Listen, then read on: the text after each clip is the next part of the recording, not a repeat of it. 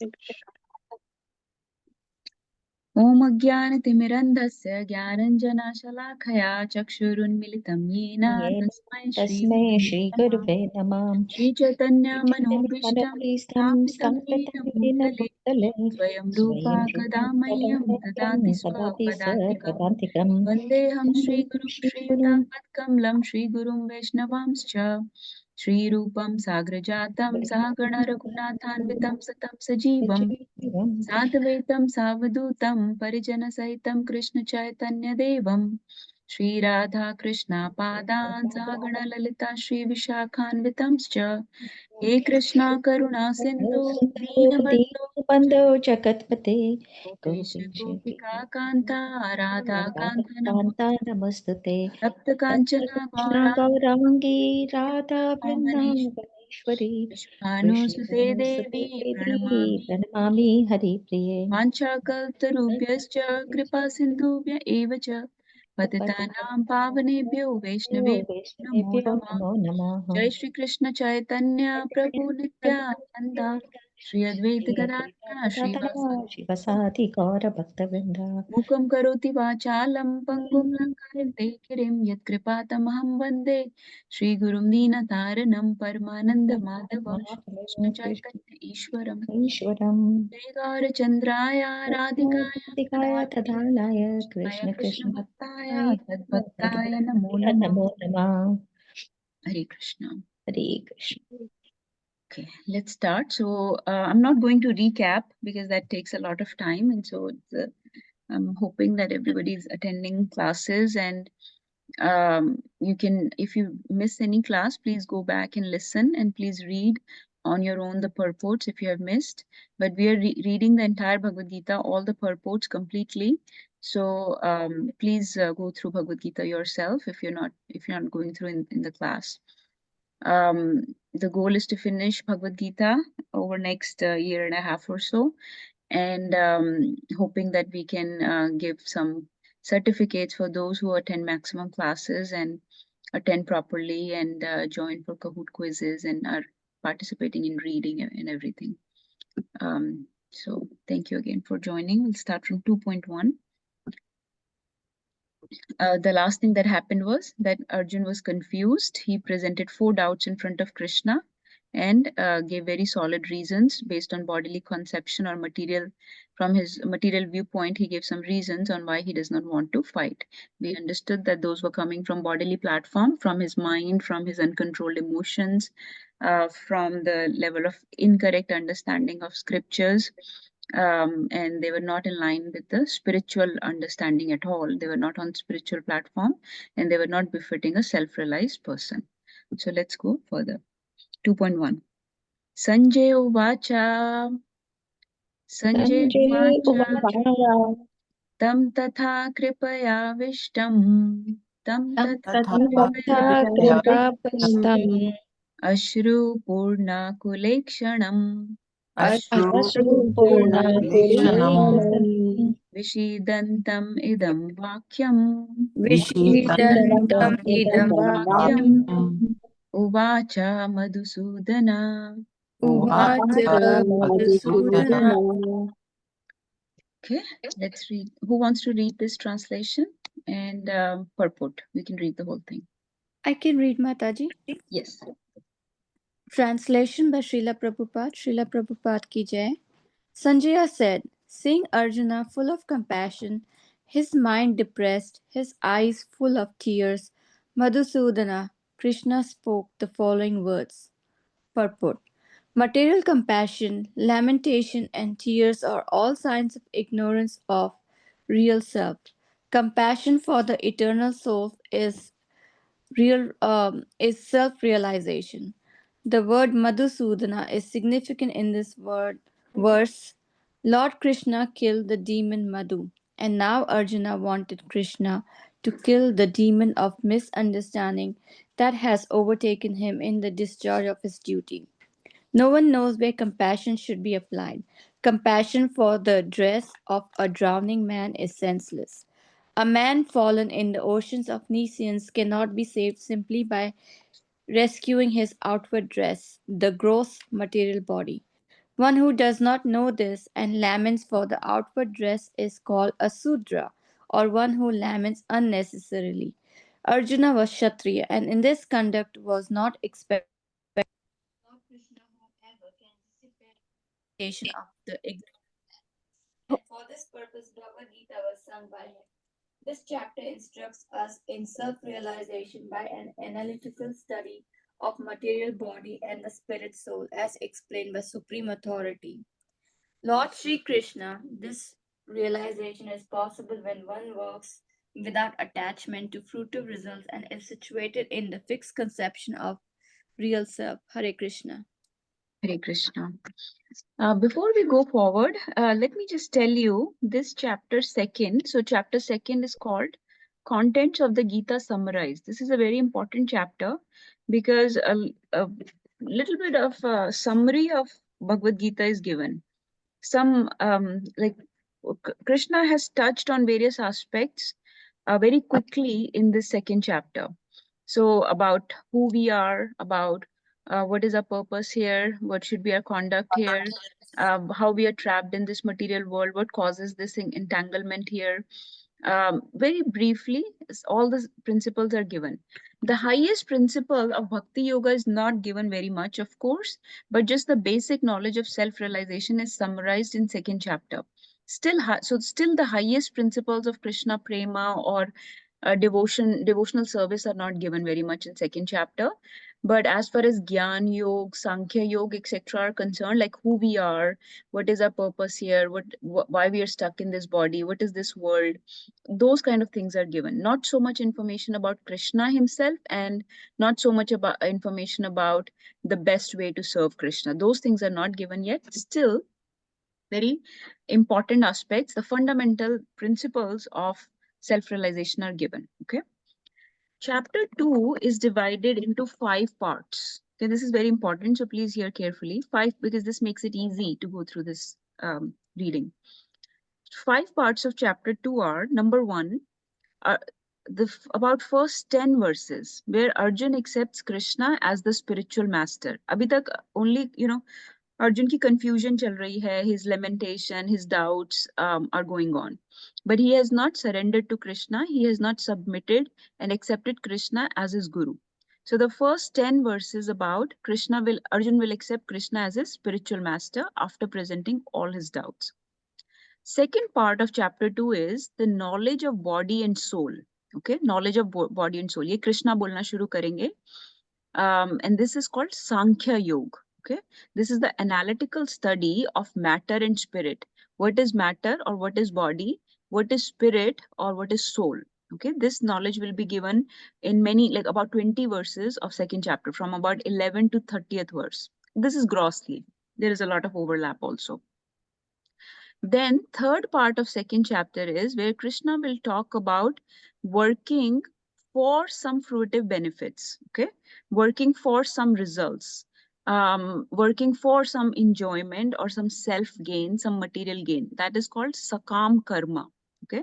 Sakam karma ka matlab kisi benefit ke liye kaam karna, kisi result ke liye kaam karna, sakam karma, okay? Then he will talk about, number 4th topic is, he will talk about nishkam karma. Nishkam karma means working with detachment, without aiming for fruitive results or fruitive benefits, material gains, for no personal gains. Okay, that is nishkam karma yoga. Okay, so that's where term yoga can be used, क्योंकि कोई personal gains नहीं है. फिर आता है number 5th topic is qualities of a wise person. Qualities of a wise person means a sthit pragya. Krishna calls him a person of steady intelligence, a sober person. Bhagavad Gita calls such a person sober person. What are the qualities of a sober person, a man of steady intelligence or sthit pragya? Okay, so those qualities will be given. So basically, who we are, meaning we are soul, not this body, not matter. So difference of soul and body. Then how should we work? Should we work for some gains or should we work for detachment? And how should we conduct ourselves, which are the qualities of a sober person? Those are the main things covered in second chapter. Not so much about Krishna himself, okay? Not so much about Bhakti Yoga. but these basic things are covered in second chapter. So that's why it is called content of the Gita summarized, because if somebody can read at least this second chapter, they will at least understand very basic knowledge of self-realization. Okay, now coming to this verse that Mataji just read. So this verse is saying Arjun was full of, we read this, Arjun was full of many overwhelming emotions. He was crying, his eyes were tearful, many symptoms he was experiencing in his body. Goosebumps ho rahe the, sweating ho rahi thi, shaking, trembling, shivering, all these things were happening. And we understood that those symptoms were not out of ecstatic love for the Lord. That we should not confuse with those symptoms. Okay, those are seen in very advanced pure devotees when they're experiencing transcendental love of the Lord, Krishna Prema. They also have similar symptoms, but these were not such. These were out of bodily compassion, just because of the fear of loss of his loved ones, loss of life, loss of property, loss of you know, culture or traditions in the community and families and society, breakdown of society, those kind of temporary losses that a war would bring.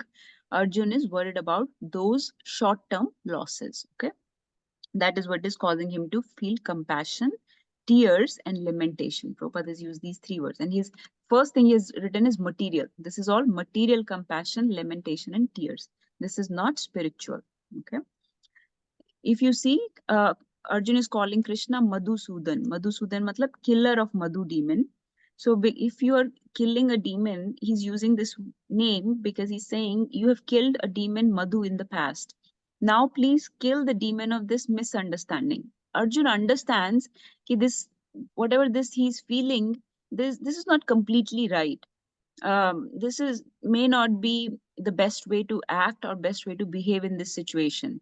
So he knows that he needs guidance. He knows that there is some confusion, some fog of emotions that have overcome him through because of which he's not seeing things clearly. He's lacking clarity of purpose. He understands that. He has that insight. कि मैं कुछ गलत कर रहा हूँ. Okay, so he wants Krishna to destroy those doubts, those misunderstandings he's going through, because he's a killer of such type of demons. And in Purport, Prabhupada has talked about misdirected compassion, that compassion should be directed for a proper cause. Okay? But in this situation, it is just directed towards saving the bodies of his kinsmen who are very violent, aggressive people. And a Kshatriya's duty is to kill such criminals, such sinful people. So for a Kshatriya, this is not worthy, this is not befitting that he is crying over killing the bodies of these people who will commit more crimes, more aggressive and violent acts in the community, in the family, in the future.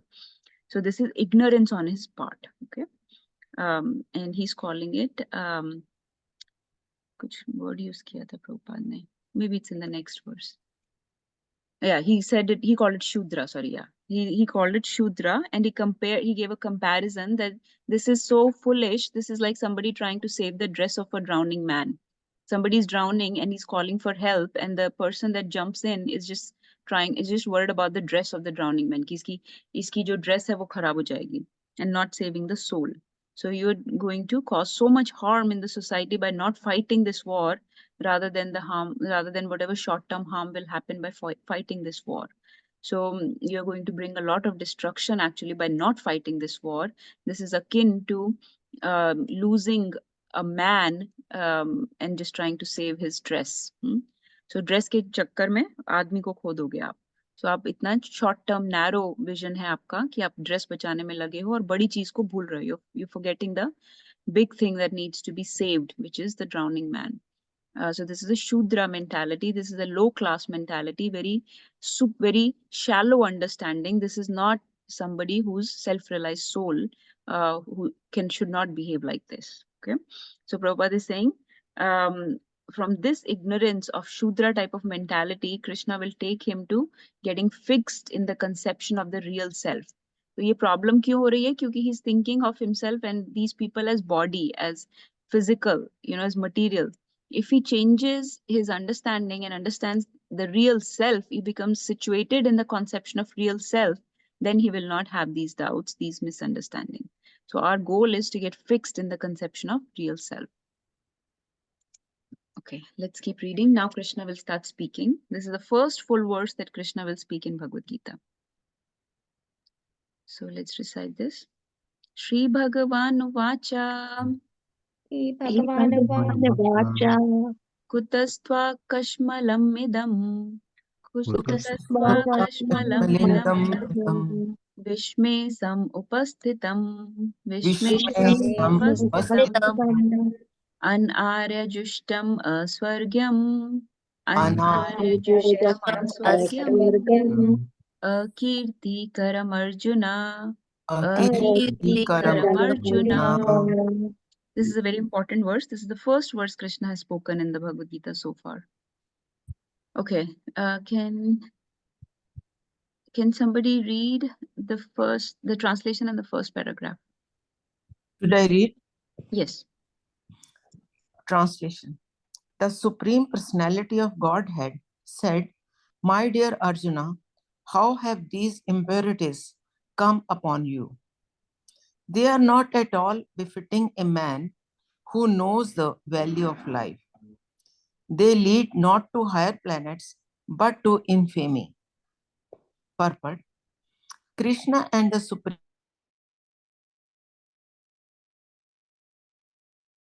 Did you go mute? I can't hear anymore. Can somebody else do it? phases of understanding, namely Brahman, or the impersonal, all impersive spirit, Paramatma, or the localized aspect of the Supreme within the heart of all living entities. And Bhagavan, or the Supreme Personality of Godhead, Lord Krishna, is Lord Krishna. In the Srimad Bhagavatam, this conception of absolute truth is explained thus. Vedanti tat tattva vidas. I can read this. Okay. Vadanti tat tattva vidas tattvam yad jnanam advayam brahmeti paramatmeti bhagavaniti shabdyate. The absolute truth is realized in three phases of understanding by the knower of the absolute truth, and all of them are identical. Such phases of the absolute truth are explained as Brahman, Paramatma, and Bhagavan. Okay, let's wait for a second. Okay. So this verse, Krishna is very heavy already. He's he's reproaching, he's admonishing Arjun, he's chastising Arjuna. So these are very famous words actually. Often devotees quote this verse in many classes. Kutastva kashmalam idam vishme samupastitam annarya jushtam aswargyam akirti karam Arjuna. Yeah, annarya jushtam aswargyam is very, very famous. So it is said, Kashmalam idam. Kashmalam means this dirtiness. How has this impurity or this dirtiness come upon you? So dirtiness means not anything bodily or physical dirtiness, but this dirty Mind. in impure understanding. When you're supposed to be a devotee, you're supposed to be a self-realized soul, you should have understanding of the spiritual realm. So you should not be speaking from material platform so much, you should not be speaking from bodily platform so much, you should be speaking on a spiritual level. But since he's speaking on a bodily level and displaying so many emotions, so many misleading, completely misunderstood, his purpose is lost. He's so confused, so perplexed. He's completely, confused by the doubts created by his mind. And a devotee is beyond his mind. He's beyond these emotions, beyond these unnecessary thoughts and unnecessary obstacles posed by the mind. But Arjun has given in to his mind's doubts and confusion and all this. So that is the dirtiness, that is the impurity or the contamination that has come upon him. So that is Kashmalam. Then he says Anarya. Prabhupada will explain and will read this. Anarya means people that are not Aryans, people that are not very civilized. So Arya means the people with topmost consciousness, people that have the best understanding of self-realization. So very civilized people who live their life on for spiritual purpose, who keep spiritual life as the center of their human existence. So when they live in human body, the spiritual life, their spiritual progress and advancement towards the Lord, liberation, those principles are the center of their existence. They do all their actions, all their emotions, all their desires, all their thoughts, everything, all their activities are directed towards spiritual progress, and in that way they live. Those are Aryans, very civilized, very cultured, very advanced level of people. And that is what Arjun is supposed to be. He's supposed to be an Aryan, but he's acting like an Aryan. He's acting like an uncouth, uncultured person who is completely in bodily conception of life, who's worried about enjoyment, कि मैं ये kingdom कैसे enjoy करूंगा अगर ये लोग मर जाएंगे. Worried about saving the body of these, criminal people. All these things are very un-Aryan. So Krishna says, this is not practiced by Aryans. This is very un-Aryan practice.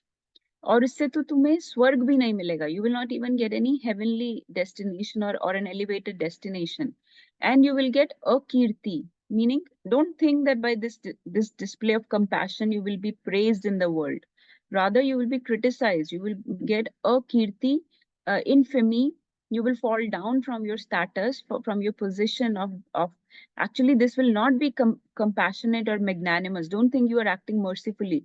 Because remember that when these people go out and harm so many other people and cause adharma for ages and ages to come, those people are going to curse Arjuna for not fighting in this battle. So he will get a kirti forever. So this will lead to this karam, this action will lead to a kirti, a swargyam, and this is un-Aryan action. So Krishna is very heavily admonishing Arjun here. This is not befitting a man who is an Aryan. Now, in purport, Prabhupada has first of all lingered on this first line. We should linger on this line, Shri Bhagavan Uvacha. Because for everybody else, it was said, just Sanjay Uvacha, ya Dhritarashtra Uvacha, or Arjun Uvacha. Their names were used. Uvacha means they said, like Arjuna Uvacha means Arjun said this, Arjun spoke this. But when Krishna comes, it's not said Krishna Uvacha. It is saying Shri Bhagavan Uvacha. So we have to understand that these words are not coming from any ordinary human. They are coming from Bhagavan himself. So this is important to linger on this Shri Bhagavan. So then Prabhupada has given the famous understanding about Bhagavan. Who is Bhagavan? So he's saying Bhagavan is absolute truth. Okay, Param Satya bolte hain Bhagavan ko. Because everything else in this world is relative truth. Everything is very relative. Everything changes and is not absolute. Okay, only Lord is absolute, is Param Satya. Okay. This absolute truth has three understandings. Please listen very carefully. This is the concept that will be repeated over and over again. And if this concept is clear, then many things become easy to understand in Bhagavad Gita. So please understand. So absolute truth or Bhagavan can be understood in three phases, or there are three aspects of absolute truth.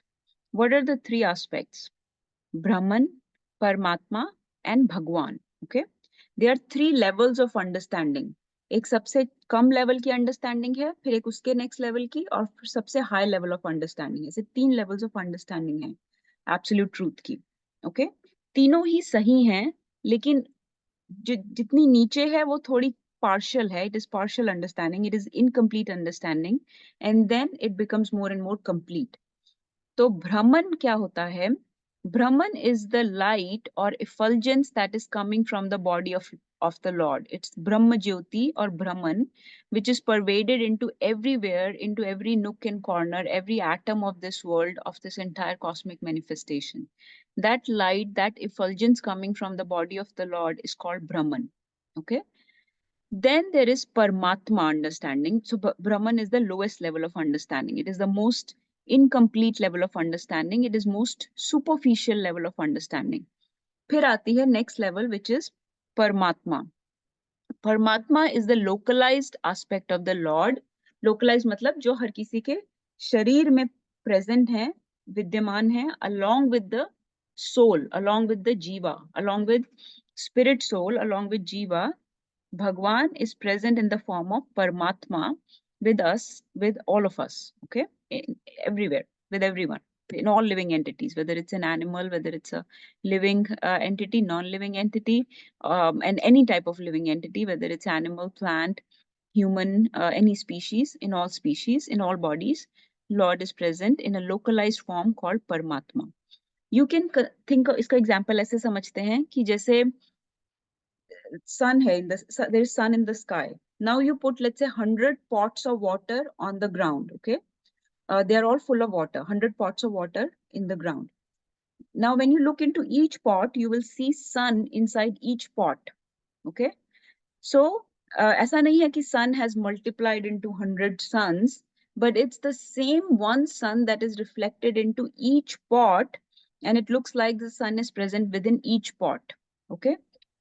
That is the Paramatma understanding of the absolute truth or of the Supreme Lord.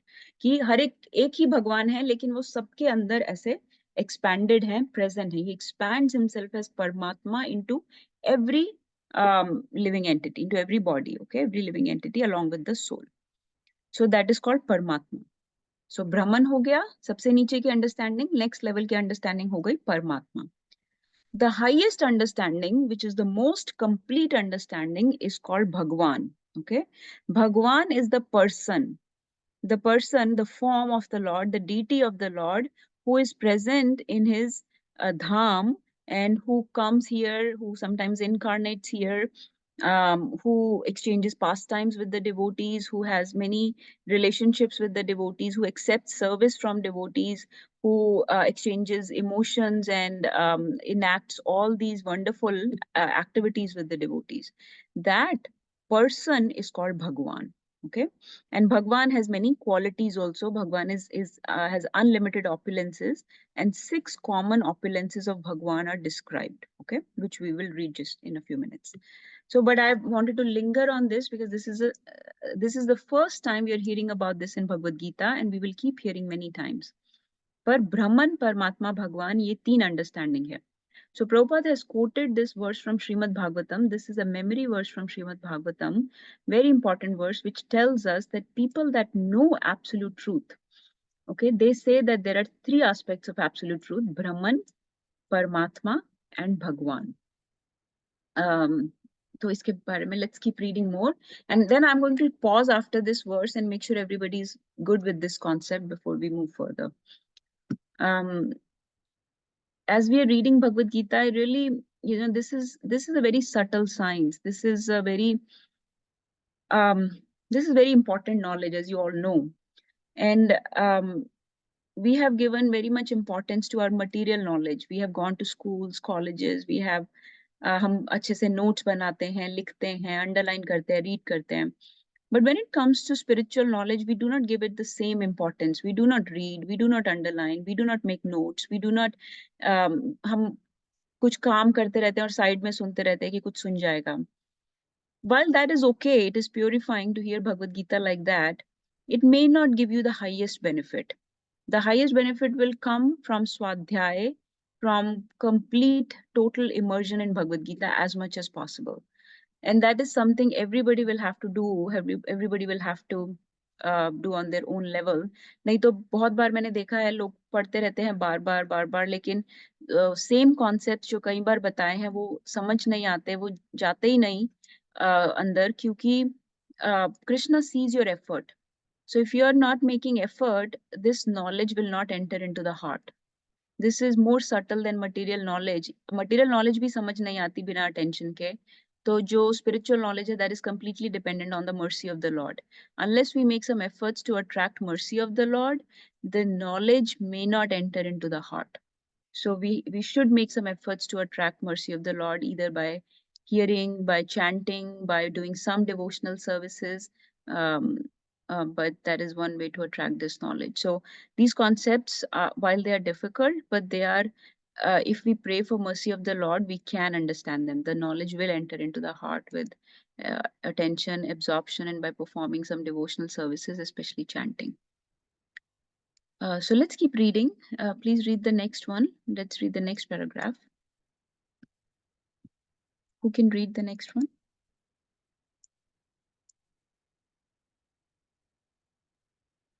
I can read, Mataji. Yes, Prabhu.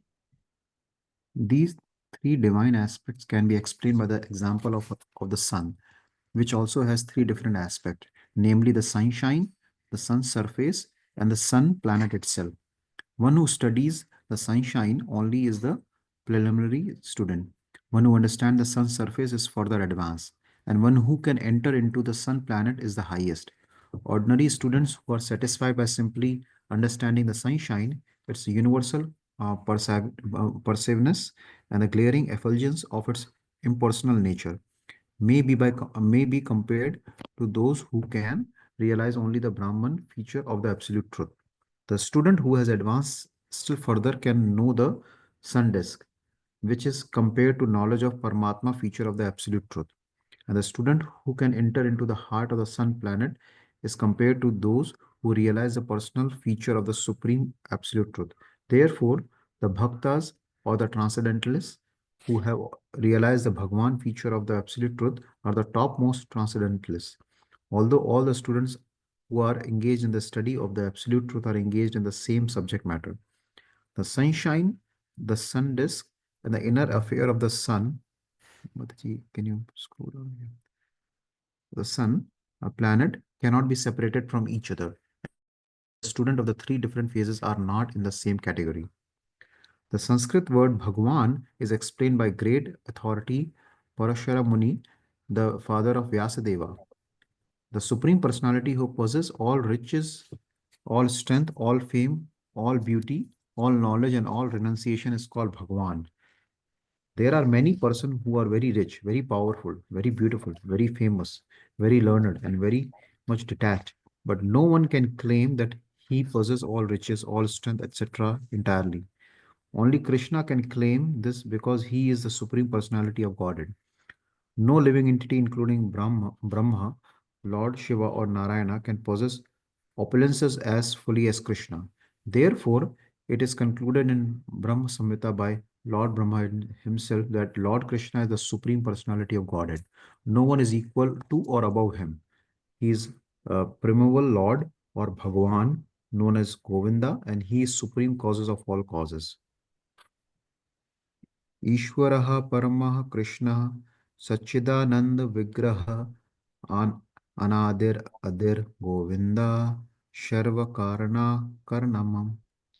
There are many personalities possessing the qualities of Bhagwan, but Krishna is the supreme because none can excel him. He is supreme person and his body is eternal, full of knowledge and bliss. He is primeval Lord Govinda and causes of all causes. Brahma Samhita 5.1. We'll pause just a minute, Prabhuji. So I hope this understanding of three levels of absolute truth, Brahman, Paramatma, Bhagwan, then Prabhupada is saying these are three types of transcendentalists or spiritualists who approach these three aspects of the absolute truth. So there are people that want to merge into Brahman. This is people that are called Brahmavadis or Mayavadis. They want to just achieve liberation by merging their body into the Brahma Jyoti of the Lord. That is called Brahman. Paramatma are the people, that go, Gyan yogis type of people who focus on the Paramatma. It's a very hard meditation where you meditate on the Paramatma within, and you have to follow a lot of austere practices, ascetic practices, sit in a secluded place with, straight posture and eat certain things and observe celibacy and acquire a lot of knowledge. So then you may be able to understand the Paramatma feature of the Lord. And bhaktas or devotees approach the Bhagwan. So in this way, there are three levels of transcendentalist or three levels of spiritualist. Because Bhagwan is so vast, he has these three levels of understanding, and different type of people are approaching different aspects of the Bhagwan, of the absolute truth. Okay. But the highest are considered the bhaktas because they try to engage in a relationship with the Supreme Lord. So the relationship or invoking love for the Lord through his name, forms, qualities, pastimes, that is considered the highest understanding or highest type of relationship possible with the absolute truth or with the Supreme Lord. So that is a relationship of a bhakta with Bhagwan. Okay, so Prabhupada is saying ordinary students are satisfied by simply understanding the sunshine. This example is very crucial to understand. Prabhupada ने एक analogy दी है यहाँ पे sun की, कि जैसे sun की sunshine होती है, that sunshine can be compared to Brahman, because we said that Brahman is the Brahma Jyoti or the effulgence coming from the body of the Lord. So sunshine is compared to Brahman. फिर sun का एक surface है, एक planet है. You can maybe understand the surface of the sun. You can understand कि उसमें क्या minerals हैं उसके surface पे, उसमें कैसी consistency है, क्या constitution है sun की body की. तो sun के surface या sun के बारे में थोड़ा सा समझ सकते हैं. That is the next level of understanding. That is sun surface. And then there is sun globe, or you can say sun god himself, the sun planet himself, the sun god, the Surya Dev himself, which is a very high level of understanding. So some people may be just happy with the sunshine. Some people may want to approach the sun and, utilize various other aspects of sun. But then there is sun god, and there may be people who may be worshipping the sun god himself and approaching him through in a very different way than these other people. So इस तरीके से ये एक analogy दी गई है ब्रह्मन परमात्मा और भगवान के को समझने के लिए, sunshine, sun surface and sun globe or sun god himself. ऐसे और भी examples आते हैं, but we'll just stick to this one that Prabhupada has given so far. And then Prabhupada is saying, but bhaktas try to understand the Bhagwan feature of the Lord, and so they are the topmost transcendentalist. Okay. बाकी लोग भी कोई बुरे नहीं हैं. I mean, they are engaged in the study of absolute truth and they're trying to connect to different levels of the absolute truth, and they are at a lower level of understanding. Their understanding is not very complete right now because they don't understand the activities of the Lord. They don't understand the names of the Lord, why he comes, why he leaves, why he does various things that he does, what does he want, where does he live, what does he wear, what does he look like. They're not concerned with those things. So that's a little bit incomplete understanding of the Lord. More complete is the more intimately you know the Lord, you know the affairs of the Lord, and you know the heart of the Lord. That is more and more complete and more, deeper, profound understanding. And that is the understanding of a bhakta, a relationship with Bhagwan. And Bhagwan is the highest aspect of absolute truth. तो उसमें फिर भगवान की opulences आती हैं. There are numerous opulences that God has, but these 6 are the prime ones. तो भगवान को भगवान बोलते ही क्यों हैं? Because he possesses bhaga. जैसे बोलते हैं ना भाग्य या कोई auspicious चीजें. He possesses 6 auspicious things. What are those 6 things that are considered very auspicious in this world? These things are very cherished in this world. They're very valuable in this world. Like all wealth. So he has all wealth. He has all strength or power, you can say. All fame. He's the most famous person. All beauty, okay, most beautiful person. All knowledge, most knowledgeable, and most pronounced person. So if you can, please remember these 6 opulences of the absolute, of the Bhagwan, okay? And that's why he's called Bhagwan, because Van का मतलब होता है possessor और Bhag का मतलब होता है कोई auspicious चीज. So he's the possessor of these 6 auspicious qualities or opulences, you can say. 6 glorious things that he has. So he's Bhagwan. और वैसे उनके पास सारी glorious things come from Krishna. He's the possessor, he's the source, he's the supplier of all auspicious things in this world. But these 6 things are valued, cherished most in this world. So these things are the prime opulences that Lord displays. माताजी renounce का मतलब क्या होता है? Renounce person. Renounce मतलब जो सबसे त्यागी, जैसे डिटैच्ड, जैसे सन्यासी होते हैं ना, सन्यासी को रिनंसिएट बोलते हैं, जिन्होंने सब कुछ छोड़ दिया है. तो जिसने सब कुछ छोड़ दिया हो, तो भगवान ने अपना सब कुछ छोड़ दिया है हमारे लिए. उन्होंने हमें ये धरती पे भेज के छोड़ दिया है कि जो करना है करो, है ना. हमें इतनी सारी सुविधाएं यहाँ पे दी हैं, इतने अच्छे ह्यूमन बॉडी दी है, सब कुछ दिया है, इतना कुछ सप्लाई किया है हमको. जो उनमें विश्वास नहीं भी रखते, कोई एथिस्ट भी होता है. एथिस्ट मतलब जो भगवान पे यकीन भी नहीं रखते, उनको भी भगवान खाना देते हैं, लाइफ देते हैं, कितना कुछ पैसा, रोटी, कपड़ा, मकान, रिलेशनशिप्स, कितना कुछ देते हैं. चाहे कोई कितना भी अनग्रेटफुल हो, भगवान से सब कुछ मिलता है हमको, और हम भगवान को ग्रैटिट्यूड तक नहीं बोलते, थैंक यू तक नहीं बोलते. तो ये भगवान की रिनंसिएशन है कि भगवान ने हमको सब कुछ दिया है.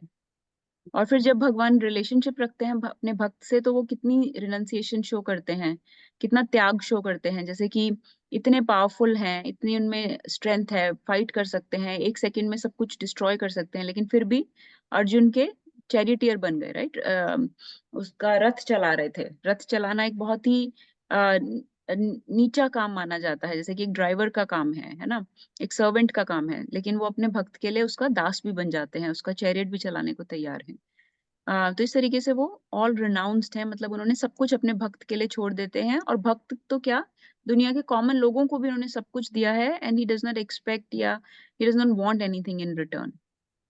कोई थोड़ा सा भी कुछ उनको देता है तो वो एकदम प्लीज हो जाते हैं। अगर एक कदम भी कोई भगवान की तरफ जाता है तो भगवान इतना खुश हो जाते हैं। जबकि सब कुछ उन्होंने ही दिया है, लेकिन अगर हम उनको खाने का कुछ ऑफर करते हैं, या थोड़ा सा इतनी रोशनी उन्होंने दी है लेकिन हम उनको एक दिया ऑफर करते हैं, तो उसमें ही खुश हो जाते हैं। तो इतना उनमें त्याग है। तो रिनंसिएट का मतलब होता है त्याग। सबसे ज्यादा त्यागी व्यक्ति, कोई कितना भी दान करे दुनिया में, लेकिन भगवान जितना कोई दान नहीं कर सकता, क्योंकि भगवान ने सब कुछ दान किया है हमको। थैंक यू माता जी। सो ये भगवान की ऑपुलेंसेस हैं। Okay, so this is only possible, भगवान की opulences is only possible by the भगवान, बाय द सुप्रीम पर्सन। वो ब्रह्मन या परमात्मा में नहीं दिखेंगी। So that is why those are lower understanding. So then Prabhupada is quoting this verse from Brahma Samhita. This is the first verse that Brahmaji spoke about how Krishna has a Satchidanand form. So we are not very much, as bhaktas, as devotees, we are not very much attracted to the Paramatma feature or Brahman feature, just the light or just the Paramatma within the heart. We are more focused on the Bhagwan, the person who has a Satchidanand form, who is the cause of all causes, who is Govinda, who is the maintainer of the cows and who gives pleasure to our senses. That Govinda is the one we are most concerned with. So that's the one we worship. So ye teen, I just want you to understand the three levels of absolute truth and three levels of spiritualists that approach these three levels. और ये हमें difference पता होना चाहिए इन तीनों के बीच में। चलिए आगे पढ़ते हैं। Who will read the next? I think we can skip this paragraph. Let's start from here. Mataji, I'm sorry, I lost that thing. आपने क्या बोला, किसका differences पता होना चाहिए? माताजी आप बताओ। मैं आपका वो sentence नहीं सुना. Is it, if I'm not mistaken, is it the difference between the Brahman, Paramatma and Bhagwan? Yes, yes, Okay. that's it. ठीक है, तो ये सब टेस्ट करेंगे हम लोग बाद में. So we should know the difference between Brahman, Paramatma and Bhagwan. ठीक है, three levels of absolute truth. Yes, that's all I was saying. We should know what those three are, and how different people approach these three. And as devotees we approach Bhagwan. बस एक इतनी बात है, ये पता होनी चाहिए. अगर हम इसको सपोर्ट कर सकते हैं विद सम एनालॉजीज, जैसे सन वाला एग्जांपल से सपोर्ट कर सकते हैं इस अंडरस्टैंडिंग को, तो और भी अच्छा है. Let's read the last paragraph. Can I read, Mataji? Yes. In thank you. In the presence of the Supreme Personality of Godhead, Arjuna's lamentation for his kinsman is certainly unbecoming, and therefore Krishna expressed like surprise with the word kutaha, wherefrom such impurities were never expected from a person belonging to the civilized class of men known as Aryans. The word Aryan is applicable to persons who know the value of life and have a civilization based on spiritual realization. Persons who are led by the material conception of life do not know that the aim of life is realization of the absolute truth, Vishnu or Bhagavan, and they are captivated by the external features of the material world, and therefore they do not know what liberation is. Persons who have no knowledge of liberation from material bondage are called non-Aryans. Although Arjuna was a Kshatriya, he was deviating from his prescribed duties by declining to fight. This act of cowardice is described as befitting the non-Aryans. Such deviation from duty does not help one in the progress of spiritual life, nor does it even give one the opportunity to become famous in this world. Lord Krishna did not approve of the so-called compassion of Arjuna for his kinsmen. Hare Krishna. Hare Krishna. So I think we have understood this concept of Aryans. Just note that the word Aryan is the people who are very civilized, who know the value of life. Value of life means people who know that human life is very valuable. It should be used for spiritual upliftment, for self-realization. It should not be wasted in bodily conception. So people that are in material or bodily conception of life, they do not know the value of life. They waste their life in sense enjoyment, fruitive benefits and gains. So those people are called un-Aryans. ये हमको समझ आ गया. So फिर कृष्णा ने ये word use किया था कुता, कि ये कहाँ से आ गई तुम्हारे में ये impurities. कुतस्त्व कश्मलम इदम. Kutas means कहाँ से आ गई ये kashmalam, ये impurities, idam. These impurities, where have they come from you, within you? Because this is unexpected. You are an Aryan. Okay, let's keep going to the next verse, 2.3. This is also very famous, very important. Krishna will continue with his chastisement. Klebyam asmagama partha. Klebyam asmagama partha. Naitattvai upapadyate. Naitattvai upapadyate. Kshudram hridaya dorbalyam. Kshudram hridaya dorbalyam. Tyaktvotishtha parantapa. Tyaktvotishtha parantapa. Please read this one. You read the Can whole I thing. read Mataji? Yes. O son of Pritha, do not yield to this degrading impotence. It does not become you. Give up such petty weakness of heart and arise, O chastier of the enemy. Purport: Arjun was addressed as the son of Pritha, who happened to be the sister of Krishna's father Vasudeva. Therefore, Krishna had a blood relationship with Arjuna had a blood relationship with Krishna. If the son of a Kshatriya declines to fight, he is a Kshatriya in name only. And if the son of a Brahman act impiously, he is a Brahmana in name only. Such Kshatriyas and Brahmanas are unworthy sons of their fathers. Therefore, Krishna did not want Arjuna to become an unworthy son of a Kshatriya. Arjuna was the most intimate friend of Krishna, and Krishna was directly guiding him on the chariot. But in spite of all these credits, if Arjuna abandoned the battle, he would be committing an infamous act. Therefore, Krishna said that such an attitude in Arjuna did not fit his personality. Arjuna might argue that uh, he would give up the battle on the grounds of his magnanimous attitude for the most respectable Bhishma and his relative, but Krishna considered that sort of magnanimity mere weakness of heart.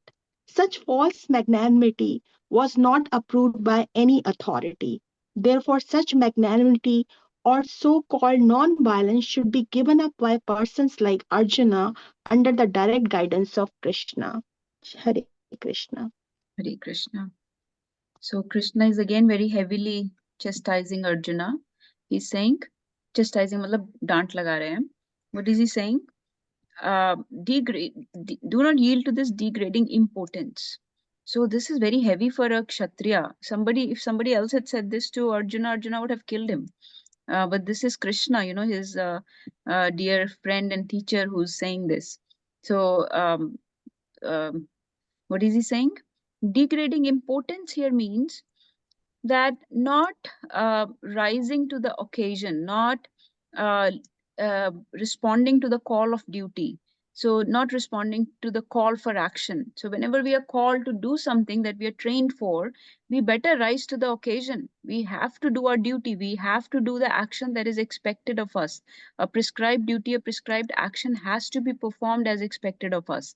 If at that time, let's say because the action is hard, or because it entails some short-term problems, if there are some discomfort, some disturbances in performing that action, and we say I won't do it, then that's very impotent. That's very that will bring only, Krishna is saying, this kind of this is cowardice, this is an impurity, this is a dirtiness, that you are called to duty and you are neglecting your duty. You are saying, I won't do it just because it will bring some short-term losses. Okay, so this is not befitting a Kshatriya. Basically, a Kshatriya who does not fight and a Brahman who does not perform virtuous actions or divine, does not have divine qualities, is just in name only. Just a Brahman, if Brahman does not have divine qualities, he will be called a Brahma Bandhu. We heard about it yesterday, right? A Brahman who was committing all kinds of criminal, sinful actions. So Krishna told to kill him immediately. Why? Because he was performing something very unworthy of a Brahman. So that's not expected of him. So he was recommended to kill him. So then that's a person in Brahman in name only. Similarly, a Kshatriya who declines to fight a righteous religious battle which will destroy the religion and bring the religion is a Kshatriya in name only if he declines to fight. This is very degrading. This is very important on behalf of Arjun to act in this way, not rising to the occasion. This shows his weakness of heart. So Krishna has used this word, हृदय दौर्बल्यम, शूद्रम हृदय दौर्बल्यम. शूद्र हो तुम. शूद्र मतलब बहुत narrow minded, बहुत shallow, uncultured, uncivilized, who does not understand value of life. We are already understood. एक शूद्र होते हैं, एक आर्यन होते हैं. शूद्र do not understand the value of life. Itni shudra mentality along with weakness of heart, this is coming from bodily attachment. If you remember when we discussed the first verse of the first chapter, I think one of the home programs, we discussed this weakness of heart, Hriday Dorbalyam, in detail. That Hriday Dorbalyam or weakness of heart comes from bodily attachment. Because when we have bodily attachments, that gives rise to fear, and fear causes weakness of heart. Because of this weakness, people are not able to perform their duties as they want. So, and Prabhupada gave an example of mother not wanting to cook for her children, right? That was very easy to understand for everyone. Just because of some short-term disturbances, some discomforts in a short term, for bodily discomfort, she's saying, I won't cook for my children or for my family. So that is not befitting that mother. Similarly, it is not befitting a Kshatriya who has been called to duty to fight this war and is now saying, I won't fight. So I felt that example really hit the right tone with everyone, so I was using that. Let's keep reading couple more. Let's read next one. So let's see what Arjun responds to this. Arjuna vacha. Katham bhishmam aham sankhe. Katham bhishmam aham sankhe. Dronam cha madhusudana. Dronam cha madhusudana. Ishubhi pratiyotsyami. Ishubhi pratiyotsyami. Pujarha varisudana. Pujarha varisudana. Can someone read this? Yes, Mataji, I can. Yes. Arjun said, O killer of enemies, O killer of Madhu, how can I counterattack with arrow in battle men like Bhishma and Drona, who are worthy of my worship? But respectable superiors like Bhishma and the grandfather and the Dronacharya, the teacher, are always worshipable, even if they attack. They should not be counterattacked. It is general ethics that superior are not to be offered even a verbal fight, even if they are sometimes harsh in behavior. They should not be harshly treated. And how it is possible for Arjuna to counterattack them? Would Krishna ever attack his own grandfather, Ugrasena, or his teacher, Sandipani Muni? These were some of the arguments offered by Arjuna to Krishna. Haribol. Haribol. So Arjuna is saying that how can I attack Bhishma and Drona? They are worthy of my worship. So these are my worshipable grandfather and teacher. How can I attack them? And Prabhupada is saying that elderly people should not be offered even verbal fight. So even if they are sometimes harsh, we should tolerate their harshness. So how can he attack them physically? And Prabhupada is asking this question, just a rhetorical question, just from from the side of Arjuna, that would Krishna attack his grandfather or his like Ugrasena or his teacher Sandeepni Muni? How hard would that be? So it's not easy to attack your grandfather and teacher, that too not just verbally or you're talking about physically attacking, and not just attacking but killing. So it's not easy. So it's Arjun's points, we talked about that. It's they're somewhat valid.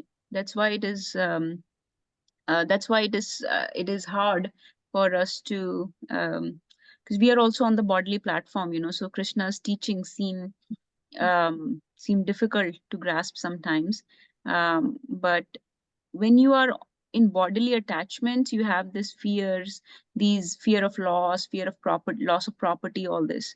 But when you think about it from the point of service, from the point of sacrifice, from the point of Krishna centered behavior, long term gains, from spiritual platform, when you see the same situation, then instead of weakness you feel strength. So Krishna will take Arjuna from a bodily platform where he's feeling weakness of heart. He will take him to spiritual platform so that he feels strong. तो जब भी कोई bodily platform से हमें चीजें weak लगती हैं, गलत लगती हैं, we should shift our focus to spiritual platform and see if things seem different then. Because when we do things for Krishna as center in mood of service and sacrifice, then things appear very different actually. The whole vision changes because you have changed your lens through which you see everything. So Arjun is presenting his bodily point of view, and Krishna will start presenting the spiritual point of view. Can I say something, Mataji? Yes, Mataji, please. Mataji, is it right that Arjuna is making excuses? Actually, he also knows the right thing to do, but he's using these excuses and what should be or not should be on the morality grounds and presenting his argument to Krishna. Yes, Mataji, that's definitely, yeah. This is like us, right? We know what is right. Even Duryodhan knew what is right. He said in Mahabharata, there is a verse that comes that I know what is dharma and I know what is adharma. Janami dharmam, na, something like that. He says, but I'm not able to follow it. Even though I know dharma, I'm not able to follow it. So Arjun is also having a similar moment here where he knows dharma but unable to follow. So आपने बिल्कुल ठीक बोला है. He knows what is right and what is wrong, but he's not able to follow through with it. He needs motivation. He needs someone to show him the spiritual point of view, the spiritual mirror instead of material vision. So हमारे साथ भी ऐसे होता है, right? If we have a hard service to do, we'll say, oh, this is uncomfortable, this is we become lazy, we present many excuses. One of the classes I was hearing, they said, I think Radhanath Maharaj said that. He said, I have, what did he say? I don't have one guru. He said, I have actually thousands of gurus. So the person asking him said, what do you mean you have thousands of gurus? You have only one guru, right? He said, no, I have thousands of gurus. So Radhanath Maharaj said, because all my disciples, they come to me when I give them some instruction, they give me all the knowledge from scriptures why they cannot do that action, why they cannot do that service or that work.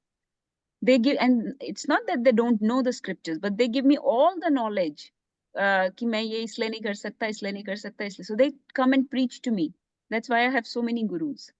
So when we don't want to do something, we will find very good, solid excuses to not do something.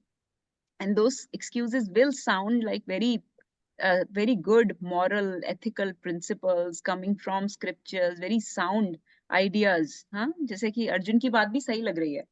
So ऐसे ही people also present very sound excuses that are coming from scriptures and very high moral principles they sound like. This is what is going on, but often those excuses are from the weakness of our heart because we are not strong enough to do the right thing. So जो गलत चीज है उसके लिए हम बड़ी सारी ढूंढते हैं, निकाल लेते हैं कुछ ना कुछ excuses, and they all sound very high principles. So Right. that's correct understanding. Yeah. Right. क्योंकि ऐसा नहीं है कि बिल्कुल गलत और सही चीज में डिफरेंस है. That's what we were saying. It's not black and white. It's shades of gray. So it's a difference between a lower dharma and higher dharma. Okay. ऐसा नहीं है कि बहुत easy decision है ये. It is actually just a very small difference between it's a lower dharma and higher dharma. So often when we in our life also situations are not black and white. We deal with shades of gray. So agar bilkul hi black and white ho, then it's easy to choose, right? Then it's not Bhagavad Gita. It's very easy to choose then. Okay. White is good, black is white, fine. You choose white, you're good. But often we deal with shades of grays. Jisme there is conflict between slightly wrong and slightly, right thing. Yeah. So Arjun Yeah, ki that, baatein bhi bahut sahi lag rahi. right. That is a turmoil of heart and mind that is going on, that is confusing him as well, though he knows the right thing to do or proceed with. Yes. Yes, Mataji. He knows the right thing, but he needs encouragement. He needs correct push. He needs Krishna to give him the spiritual viewpoint and not just bodily viewpoint that he's taking right now. I think एक दो और पढ़ते हैं, दोनों छोटी-छोटी verses हैं. Quickly read. This is the longer tune.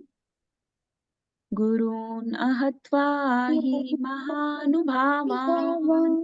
Gurun ahatva हि महानुभावाम् श्रेयो भोक्तुं भैक्ष्यम् अपीह लोके.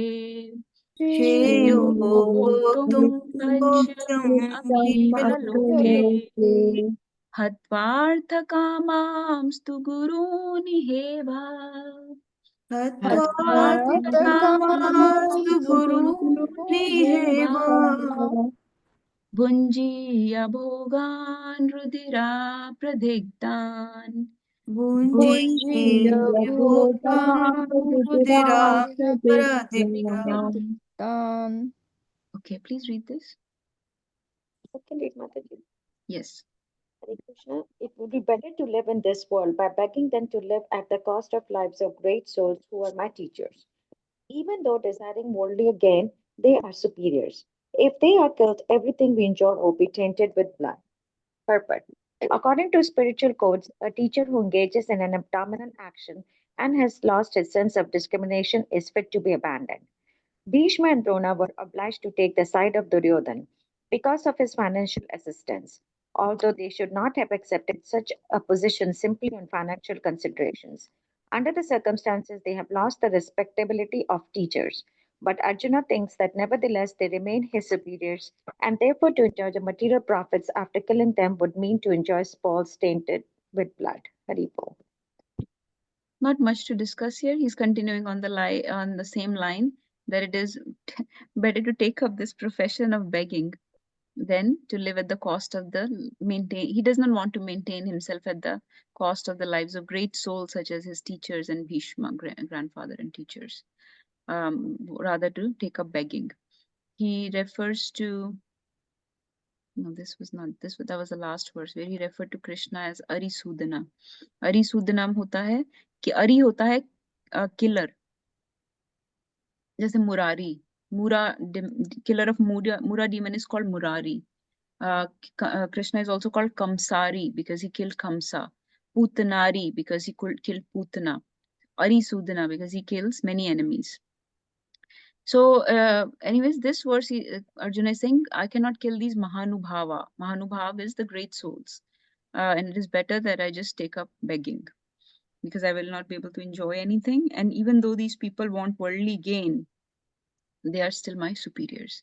So these people are confused. They are going after worldly enjoyments. They are under the employment of Duryodhan and taking his financial assistance. That's not right. Prabhupada is condemning this action of Bhishma and Drona. They were obliged to take financial assistance from, they were under the employ of Duryodhan, so they are obliged to fight from his side. But Arjuna is saying still, I cannot kill my respectable, my worshipable teachers. Okay, let's keep going. Next one. Na chetadvidma kataranno gariyo. Na chetadvidma kataranno gariyo. Yadva jayema yadivano jayeyu. Yadva jayema yadivano jayeyu. Yane vahatva na jiji vishamas. Yane vihatva naji vishamas.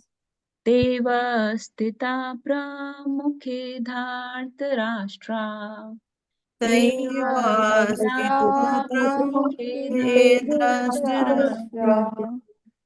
Okay, please read this. We'll stop after I can this. read, Mataji. Yes. Nor do we know which is better, conquering them or being conquered by them. If we killed the son of Dhritarashtra, we should not care to live. Yet they are now standing before us on the battlefield. Purport. Arjun did not know. Mataji, say. Arjun did not know where he should fight and risk unnecessary violence. Although fighting is the duty of the Kshatriyas, or whether he should refrain and live by begging. If he did not conquer the enemy, begging would be his only mean of substance. Nor was there certain of victory, because either side might emerge victorious, even if victory awaited them and their cause was justified. Still, if the son of Dhritarashtra died in battle, it would be very difficult to live in their absence. Under the circumstances, that would be another kind of defeat for them. All these consideration by Arjuna definitely proved that not only was he a great devotee of Lord, but he was also highly enlightened and has complete control over his mind and senses. His desire to live by begging, although he was born in the royal household, is another sign of detachment. He was truly virtuous, as these qualities, combined with his faith in the word of instructions of Sri Krishna, his spiritual master, indicate. It is conclude that Arjun was quite fit for liberation. Unless the senses are controlled, there is no chance of elevation to the platform of knowledge. And without knowledge, the devotion, there is no chance of liberation. Arjuna was competent and in all these attributes over and above his enormous attribute in his material relationship. Haribol. Haribol. So this is again straightforward. So this is actually the fifth doubt that Arjun is presenting here, and this is called indecision. So we have already read 4 in the first chapter, and this is the 5th one. This is called indecision. Indecision means he cannot decide whether it's better to conquer them or be conquered by them.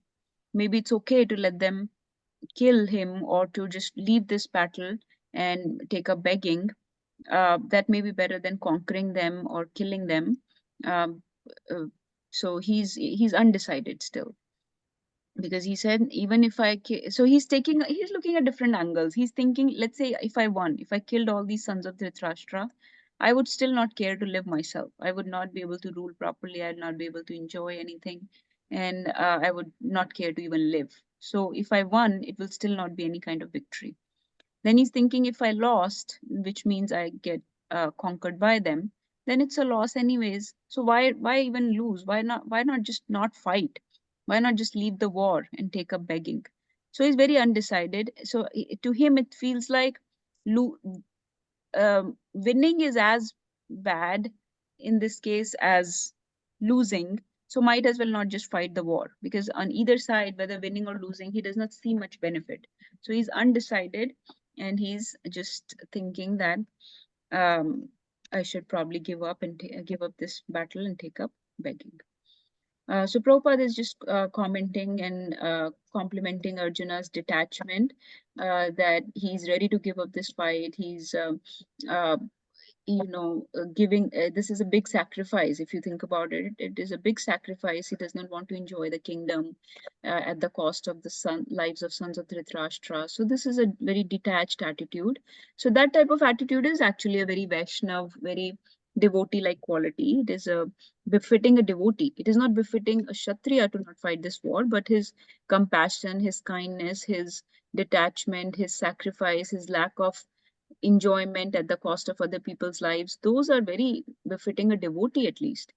So those are very Vaishnav qualities, and those are we should compliment those.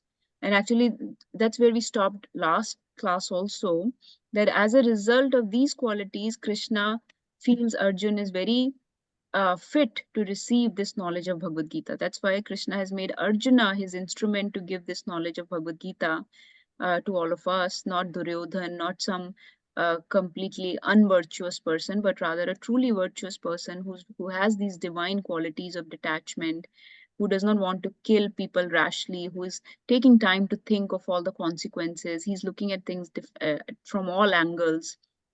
So those are all being very thoughtful here. So such type of forgiving nature, sacrificing nature, detached nature is very he's a right container, right pot to pour into this knowledge of Bhagavad Gita.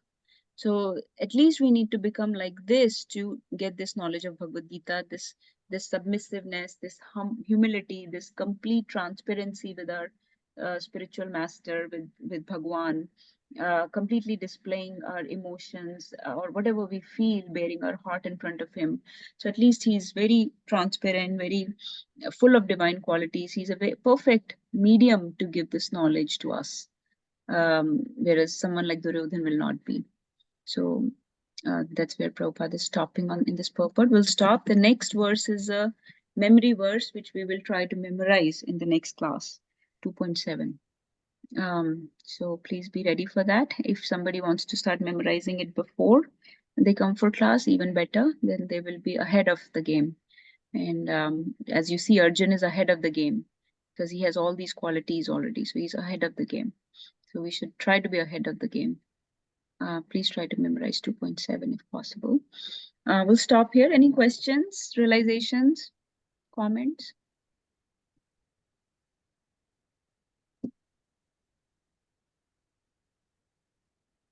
Who wants to share anything? What did you learn today?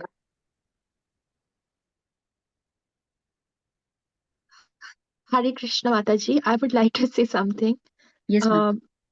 Yeah, the Arjuna point of view, what I felt that some of the things were coming from the goodness of his heart and his character.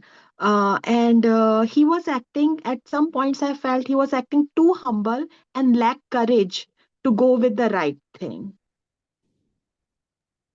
Yeah, that's right, Mataji. Yeah, and this lack of courage is because this is his bodily relatives that he has grown up with that have taught him. Agar koi aur hota, to he would have fought, right? So this is a little bit bodily. This is coming from bodily platform because these are his relatives. Otherwise, he would not have hesitated. But because he has a connection with them, a bodily connection, a relationship, he's hesitating. So it's like it's my training to do surgery, right? But that surgery may bring some pain, that may bring some side effects or complications, and as a result, I say I won't do surgery. I start crying and start. That is very abominable. Prabhupada uses the word abominable. That is very abominable, right? Because I was trained to do this, but now I'm declining. And let's say I'm the only expert who can do this. But because it's my relative or somebody, I don't want to cause pain to them. So I'm declining to do something that I'm trained for, that I'm the one who's best at. And why I would have done it on anybody else, but I'm not doing it on this one because this person I have a relationship with, and because I can't see their suffering in short term and their complications or side effects and things that they may go through. So in this way, it's coming from bodily platform. So this, yes, he's good. This is his goodness of heart. He can't see them suffer. He does not want to be the source of their pain. But in the bigger picture, this is not, kindness is okay, but to a certain extent. And then we have to just overcome those emotions and rise up to the call of duty. So, but yeah, his heart is in right place. Who else wants to share? Thank you. Mataji, Yes. oh, sorry. Yes. Mataji, I just want to ask, in verse 2.2, when um, you're saying that understanding is in 3 levels, so these understandings are based on humans, right? It's not related to God. Are these related to human level of understanding? Like it's What do you because mean, human it project? because when here in one of the line it says like only Krishna can claim his this because he's the supreme personality of Godhead. No living entity, including Brahma, Lord Vishnu, or Narayan, can possess opulences as full as Krishna. Uh, because Krishna is a form of Narayan itself, right? They're showing the difference between both the forms over there. So my understanding is like since Krishna is in human form, No, all let me just explain that, Prabhuji. yeah. So Krishna is not in human form. Krishna, this is the form of Krishna. This is the original form of Krishna. The original Supreme Lord is in this form, okay? The Supreme Personality of Godhead, Govinda, is always in this form. It's not like it's not like Narayan has taken the form of Krishna. So Krishna is, actually we skipped that paragraph. Maybe we should have read this, and we can read it now if you want. I can read it quickly. In Bhagavatam, there is a list of many incarnations of Supreme Personality of Godhead, but Krishna is described as the original personality of Godhead, from whom many incarnations and personality of Godhead expand. Then Prabhupada is quoting this verse from Bhagavatam. This verse is called Paribhasha Sutra of Bhagavatam. All the lists of the incarnations of Godhead submitted are either plenary expansions or parts of plenary expansions of Supreme Godhead, but Krishna is the Supreme Personality of Godhead himself. So this is understanding we have to develop now, that Krishna, the form that you see, this form of Krishna, do you see my screen? This form of Krishna, this is the Supreme Personality of Godhead, the two-handed form. This is not a human form. This is, humans have this form of Krishna, not that Krishna has a form of humans. So this two-handed form of Krishna holding Murli in bluish blackish form, bluish blackish complexion, with this golden, with this peacock feather, this is the form of Krishna that is eternal, that is the topmost, that is the Godhead. From him comes many expansions. So many Narayanas come from Krishna. Millions of Narayanas expand from Krishna, and each Narayan enters into each Vaikuntha. There are many, millions of Vaikunthas in spiritual sky. And into each of those Vaikuntha enter one Narayan. So there are millions of Narayanas that expand from Krishna. And then from one of those expansions comes 3 types of Vishnus. Okay, now this is very deep understanding. I won't go into this. Actually, Komal Mataji wanted me to talk about this yesterday. I forgot. Yes, Mataji. If you are telling, then I can call my kids. I already start calling them and say, okay, Mataji is giving the answer for that Oh one. no, let me give his answer because it can be very Okay. confusing. So Okay, Mataji. Um, 3 Vishnus come from as the last expansions. Okay, so there are many expansions, but they're all expansions, portions of plenary portions, and plenary portions of Krishna. But Krishna is the original personality of Godhead. So he has unlimited opulences, which even Lord Brahma is a jiva. Brahma is not Bhagwan Tattva. Brahma is a jiva. Okay, he's just like us, but he is a topmost jiva. Narayan is Bhagwan Tattva because he's coming from Krishna as an expansion, but Narayana cannot even claim the same amount of opulences as Krishna. Vishnu also has a certain number of opulences, but not same as Krishna. Similarly, Shiva also has a certain percentage of opulences, but not same as Krishna. And this is all described in scriptures. Puri percentage, which opulence is how much percentage in each expansion is also described.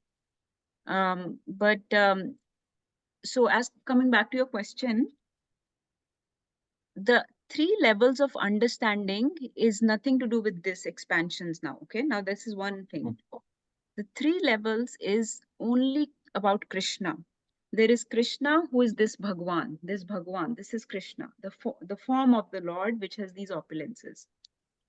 Now from the Krishna, there is this Jyoti coming from his body. That is called Brahman understanding. This Krishna also expands in a very localized form into each, every living entity. He resides in the body of every living entity within the heart. That localized form is called Paramatma. So Brahman, Paramatma, and Bhagwan are 3 aspects of the absolute truth, which is absolute truth is equal to Krishna. तो absolute truth में ये तीनों चीजें आती हैं. एक भगवान है जो कंप्लीट है, एक भगवान से निकलने वाली एफल्जेंस है जो ब्रह्मन है, और एक परमात्मा है. कुछ लोग सिर्फ ब्रह्मन तक ही पहुंचते हैं या पहुंचना चाहते हैं, कुछ लोग सिर्फ भगवान परमात्मा तक ही पहुंचते हैं जो हार्ट में रहते हैं, और कुछ लोग जो सुप्रीम पर्सनालिटी ऑफ गॉडहेड हैं, भगवान हैं, जो जिनकी इतनी सारी ऑपुलेंसेस हैं, जो अपने धाम में रहते हैं, जिनकी हम पास टाइम सुनते हैं, भागवतम में कहानियां सुनते हैं, नरेशन सुनते हैं, वो भगवान है. कुछ लोग उन तक पहुंचना चाहते हैं. इस तरीके से 3 तरह के स्पिरिचुअलिस्ट्स होते हैं, और ये 3 अंडरस्टैंडिंग्स होती हैं भगवान की, जिसमें वो उनको अप्रोच करते हैं. प्रो जी थोड़ा डिफिकल्ट है अंडरस्टैंडिंग, इट्स ओके, पर आप धीरे धीरे क्लियर होती जाएंगी चीजें, इसलिए मैं बोल रही थी कि it is very subtle knowledge. तो पूरी फोकस और अटेंशन से अगर सब लोग सुनेंगे तो तब थोड़ा समझ आता है. काफी बार रीडिंग्स के बाद धीरे धीरे it becomes more and more clear. Okay. Thank you, Mata. Mataji, going back to that same question that आपने जैसे समझाया परमात्मा, so that Paramatma is that same, that 4-handed Narayan which is localized, right? And माता जी Narayan word मत use कीजिए, that is नहीं. Confusing. Okay okay, कि मैं उसमें कंफ्यूज हो जाती हूँ क्योंकि परमात्मा is also called Shirodakshaya Vishnu, right? Okay, so अभी हम बहुत ज्यादा डिटेल्स में जाएंगे तो कंफ्यूजन होगा. Because you've been reading Bhagavatam, so you're familiar with those terms, but not everybody may not be. So let's not use those, Abhi. Just understand Brahman, Paramatma, and Bhagwan. Okay, those 3 aspects. I can maybe show a chart or something. Maybe next, or either if not today, I can pull it up next time. But you're right. Shirodakshaya Vishnu is the is Paramatma. लेकिन मैं अभी उसमें नहीं जा रही क्योंकि वो confuse करेगा सबको. तो ये देखिए, this is just all this is what I want you to understand for now. So this is Brahman, which is the effulgence coming from the body of the Lord, the Paramatma, which is the localized aspect within everybody, and this is Bhagwan, which is the supreme Lord to which जो जिनके साथ हम relationship चाहते हैं. Okay, तो इनके साथ जो रिलेशनशिप चाहते हैं, दे आर कॉल्ड भक्तास. जो परमात्मा को अप्रोच करते हैं, दे आर कॉल्ड ज्ञानीस. और जो ब्रह्मन में मर्ज होना चाहते हैं, दे आर टिपिकली लाइक ब्रह्मवादीज और इम्पर्सनलिस्ट. प्रभुपाद यूज करते हैं word इम्पर्सनलिस्ट, which is sort of Mayavadis. Mataji, so in order to not confuse the class, the 3 Vishnu avatars or Purusha expansions, those are expansions of the Lord, so that we should. तो आप 2 चीजों को separate समझिए. एक तो 3 aspects of absolute truth, ब्रह्मन, परमात्मा, भगवान. This is a very simple understanding, इसको समझिए. जो सेकेंड एस्पेक्ट है कि कृष्णा की बहुत सारी एक्सपेंशंस, किससे क्या आता है, उसको सेपरेट समझिए थोड़ा अभी, और दोनों को बीच में मिक्स मत कीजिए अभी, to keep things simple. Okay, Mataji. जो कृष्णा से एक्सपेंशंस आती हैं उनको बस ऐसे समझना है कि कृष्णा इज द सुप्रीम, उनसे फिर बलराम जी आते हैं, बलराम जी से फिर चतुर्व्यूह आते हैं। जिस जिनको अभी ये नहीं है अभी आप मत सुनिए चाहिए, बट द एक्सपेंशंस को सेपरेट बात समझिए, इसको ब्रह्मन परमात्मा भगवान से कंफ्यूज नहीं करना, दोनों पॉइंट्स को बीच में मिक्स मत कीजिए। सो कृष्णा से बलराम, बलराम से चतुर्व्यूह आते हैं, चतुर्व्यूह में संकर्षण से बहुत सारे नारायण आते हैं, मिलियंस ऑफ नारायण। फिर एक सेकंड चतुर्व्यूह आते हैं, उसके संकर्षण से फिर 3 पुरुष अवतार्स आते हैं, which is the Mahavishnu, three Vishnu avatars which are also called 3 पुरुष अवतारस, महाविष्णु, गर्भोदक्षाय विष्णु एंड क्षीरोदक्षाय विष्णु। ठीक है, और इनकी जो डिटेल्स हैं वो मैं बाकी की क्लास के सामने नहीं बताऊंगी, to not confuse everyone, but these 3 Vishnus have their function in the material world. Each of them have a specific function in the material world. ठीक है? What else? Any other confusions? Yes, this was a very good class. We learnt all the 3 differences between the 3. This Yes, is very, I learned a lot of things from this. Thank you so much. So in the middle of second chapter, we will have a quiz, because I want to make sure that everybody is really learning these points, because in the past we have gone through Bhagavad Gita, but still felt that nobody really understood even the concept of Brahman Paramatma Bhagwan. This time I have a little higher expectations, and not only to understand, but to be able to explain also. So everyone should be able to verbalize these concepts in their language and be able to speak this also. So that will be the motive of this reading of Bhagavad Gita. I hope those are not very high expectations. Namita ma'am. I shared, I made like a chart for the 3, and I've shared that with you on your WhatsApp, I think, or on your message. Whenever you get a chance, if you can see if I made that right or correct me, that would be great. Okay, sure. Yes, Mataji. And I will find some charts also. One where Brahman Paramatma भगवान का तो मैंने जो दिखाया बस उतना ही understanding, उसमें ज्यादा कंफ्यूज नहीं होना, बस वो उतनी बात है। जो एक्सपेंशंस है वो बहुत डीप बात है, उसमें बस इतना समझना है कि सुप्रीम लॉर्ड है, और उनके बाद बहुत सारी एक्सपेंशंस आके आके नारायण आते हैं, फिर आप बहुत सारी आकर फिर विष्णु आते हैं, बस इतना समझना है। That's it. ठीक है, what else? Any other? Mataji, I'll review that. Thank you for sharing. और कोई? हिरल माताजी, रमेश प्रभु, रवि प्रभु, anybody else?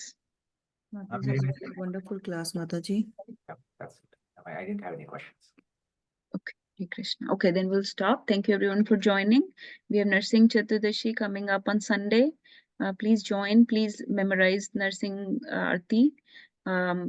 Whoever knows Nursing Aarti, I can send you some verses to memorize, but please keep something, one way or the other. Yen Ken Prakaren Mana Krishna Niveshet. One way or the other, keep absorbed in the in remembering Krishna. Mataji, is there a YouTube link or something where the pronunciation is correct or something that we can hear and learn? Like how you said, a proper way to do that ucharan, what you say? Of what, Prabhuji? Of this Narayana mantra, like Narsimhast. Yes. I'll share with you. Yes, I'll share on the group. Nursing Aarti you're talking about, right? Yes, Yes. Nursing Aarti. Like Yes, how we need to ucharan when we do Yes. prayers and everything. Yes, definitely. Yes, we'll share the proper tune in which to sing it and the pronunciation or the ucharan of that Aarti also. Okay, thank you. Yes. Share the like the ones who know the Nursing Aarti, the verses to memorize for the 11th. That would be great too. Okay. Yes, Mataji. And whoever does not know verse 2.7, please also memorize that. एक verse याद करने में 2-3 दिन लगते हैं। कल हमने एक वर्स कर ली थी, it took what 5-7 minutes.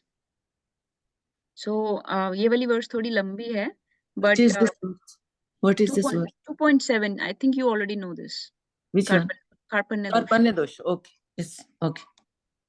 Okay. Yes, I'll share some things. जिसको जो नहीं आता, they can pick 1 or 2 of those things to memorize. Okay, thank you everyone for joining. Vancha kalptarubhishcha kripa sindhubheva cha patitana pavanebhyo vaishnavebhyo namo. Hare Krishna. Hare Krishna. Hare Krishna. Hare Hare Krishna. Krishna. Hare Krishna, Hari Bol.